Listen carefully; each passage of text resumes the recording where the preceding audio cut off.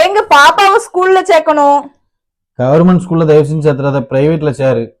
அங்கதான் கோச்சிங் சூப்பரா இருக்கும். சரிங்க.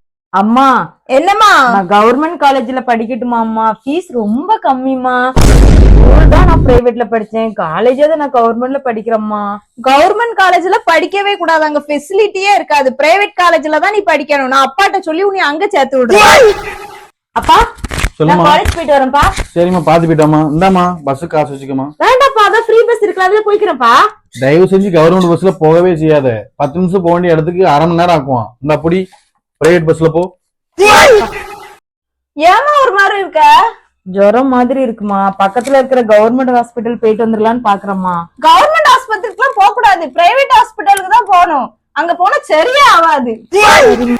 அப்பா அம்மா அம்மா, எனக்கு ஐடி கம்பெனில வேலை கிடைச்சிருக்குமா. ஐடி கம்பெனில வேலையா? கவர்மெண்ட் வேலைக்கு மட்டும்தான் போகணும். உன்னை கஷ்டப்பட்டு படிக்க வச்சது எதுக்கு? கவர்மெண்ட் வேலையை பிடிக்கிறதுக்கு தானே.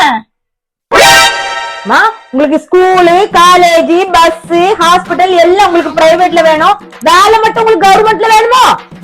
நல்லா நொட்டுவாங்க. அவ்வளவுதான், நம்மள முடிச்சு விட்டீங்க போங்க.